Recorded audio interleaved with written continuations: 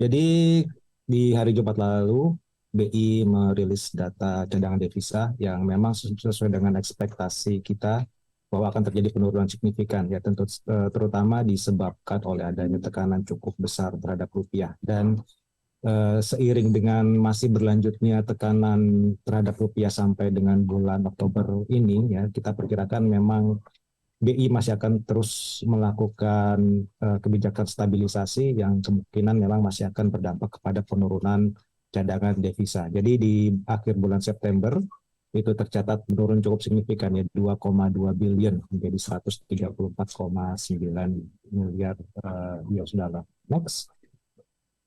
Jadi seiring dengan perkembangan dari nilai tukar ya kalau kita lihat sampai dengan saat ini sendiri telah terjadi penurunan lebih dari 10 billion ya dari posisi tertingginya di bulan Maret lalu ya ketika memang pada saat itu rupiah mencatatkan apresiasi hingga mencapai 14.670 dan sejak bulan Maret sudah terjadi penurunan cadangan devisa sebesar 10 billion US dollar ya peaknya itu di level 100, sekitar 145 billion US dollar dan memang kecenderungannya sejak saat itu rupiah sudah mengalami pelemahan cukup signifikan. Namun kalau kita lihat secara lebih detail ya bahwa sebenarnya penurunan atau peningkatan volatilitas nilai tukar itu tidak disebabkan oleh kondisi ekonomi Indonesia yang memburuk, namun lebih karena sentimen dari global. Next.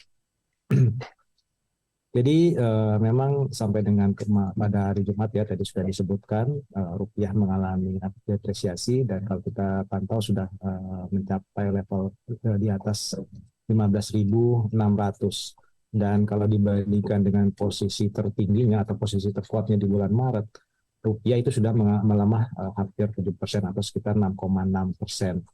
Kalau dibandingkan dengan mata uang lainnya, memang sebenarnya rupiah tergolong masih cukup tidak terlalu buruk ya kinerjanya.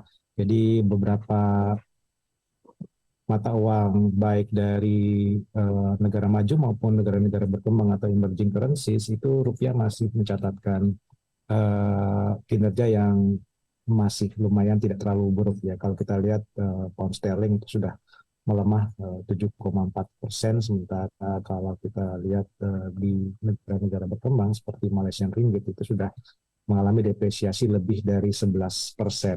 Dan seperti saya sampaikan tadi ya saya tegaskan ya bahwa memang pelemahan nilai tukar ini terjadi di hampir seluruh dunia, hampir seluruh mata uang baik negara maju maupun negara berkembang itu mengalami pelemahan signifikan setelah di uh, awal tahun ini di sekitar kuartal 1 dan kuartal 2 itu sempat mengalami penguatan. Nah, pada saat itu ada harapan bahwa The Fed itu sudah berhenti menaikkan suku bunga dan memang pada kenyataannya dengan perkembangan ekonomi di Amerika Serikat saat ini, most likely The Fed masih akan tetap melakukan pengetatan kebijakan moneter. Next. Ya, jadi kalau kita lihat ya kemarin di di hari Jumat ya ada rilis data non farm payroll yang menunjukkan bahwa kondisi ketenaga kerjaan di Amerika Serikat cukup cukup kuat, cukup tinggi ya. NFP-nya jauh melampaui ekspektasi. Nah, ini mungkin berimplikasi kepada penanganan inflasi yang lebih berat daripada yang diperkirakan sebelumnya. Jadi untuk minggu ini sendiri akan ada rilis data inflasi ya mengikuti rilis data kondisi ketenagakerjaan pada hari Jumat lalu dan memang hal ini yang masih sangat oleh market ya di mana eh, tekanan ya volatilitas ya yang terjadi saat ini ya termasuk nilai tukar dan juga tekanan terhadap government bond yield itu disebabkan oleh sinyal dari The Fed ya bahwa mereka tidak akan melakukan pemangkasan suku bunga yang cukup agresif seperti yang diharapkan sebelumnya, terutama di tahun 2024 ya yang tadinya diperkirakan mereka akan melakukan pemangkasan hingga 4 kali, jadi hanya 2 kali, sehingga hal ini juga menimbulkan volatilitas di government bond market dan kalau kita lihat memang perkembangan terakhir yang terjadi bahwa kondisi inflasi ya baik dari sisi inflasi inti maupun dari inflasi IHK di Amerika itu cenderung masih jauh lebih tinggi dibandingkan dengan target. Apalagi dengan saat ini harga minyak yang cenderung bergejolak ya, saat ini masih di kisaran sekitar 80 sampai 90, ini juga akan menyebabkan penanganan inflasi semakin sulit dan pada akhirnya akan menyebabkan stance atau sinyal higher for longer dari the Fed ya, sehingga tidak hanya imbal hasil untuk tenor yang pendek, tapi tenor yang panjang juga saat ini sedang mengalami kenaikan. Next. Jadi memang yang saya sebutkan tadi ya, bahwa saat ini dalam beberapa waktu terakhir, dalam 2 minggu terakhir muncul signal dari The Fed yang tadinya yield atau imbal hasil obligasi di US Treasury yang jangka pendek yang sensitif terhadap pergerakan suku bunga dalam jangka pendek, dengan adanya sinyal bahwa di tahun 2024 mereka atau The Fed itu tidak akan menurunkan suku bunga seperti seagresif yang diharapkan sebelumnya. Untuk 10 year juga ikut naik ya. Jadi dalam 2 minggu terakhir kita lihat baik untuk 2 year maupun 10 year itu mengalami kenaikan signifikan. Dan ini juga terjadi atau berpengaruh terhadap pergerakan yield dari surat berharga negara yang tenor 10 tahun yang saat ini sudah menembus level 7%. Next.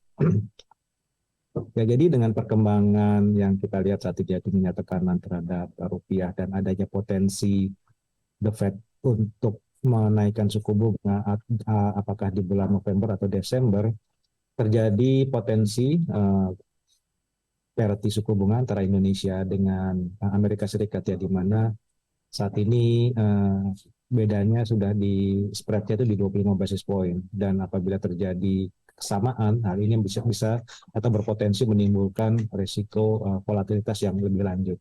Dan di sisi lain, dengan kondisi inflasi di dalam negeri yang sudah mengalami penurunan cukup signifikan ya, kita lihat memang ruang untuk pergerakan policy rate di Indonesia itu masih sangat terbatas. Dan meskipun inflasinya sudah turun signifikan, namun dengan tekanan terhadap rupiah yang masih cukup tinggi, saya rasa masih akan sangat beresiko apabila Bank Indonesia menurunkan suku bunga.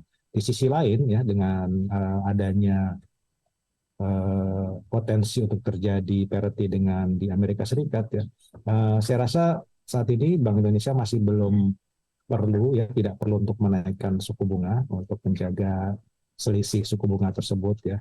Dan Bank Indonesia lebih akan melakukan kebijakan stabilisasi baik di pasar falas maupun di pasar obligasi untuk tetap menjaga stabilitas baik nilai tukar rupiah maupun pasar obligasi di dalam negeri.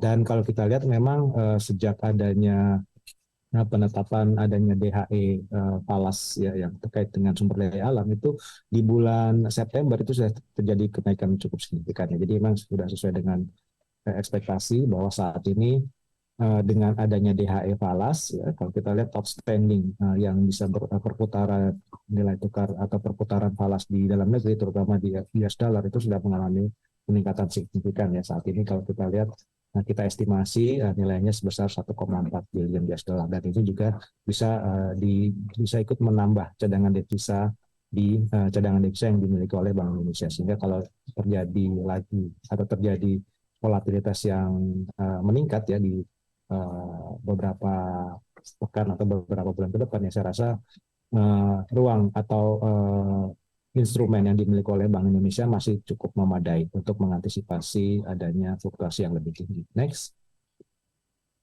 Ya, dan kalau kita lihat sebenarnya posisi dari external balance ya, kita masih memiliki surplus neraca perdagangan yang masih cukup besar ya, sampai dengan bulan Agustus ya, untuk periode 8 bulan 2023 memang nilainya jauh lebih rendah dibandingkan dengan yang terjadi di 8 bulan di 2022 sebesar hampir 35 billion.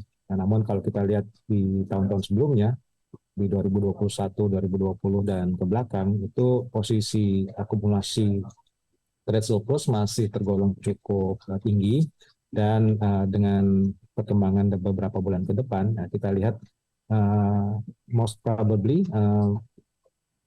neraca perdagangan kita masih akan tetap mengalami surplus sepanjang tahun 2023. Seharusnya memang secara fundamental ini dapat menopang perkembangan atau pergerakan nilai tukar rupiah, meskipun memang seringkali lebih dominan dari sisi sentimen globalnya.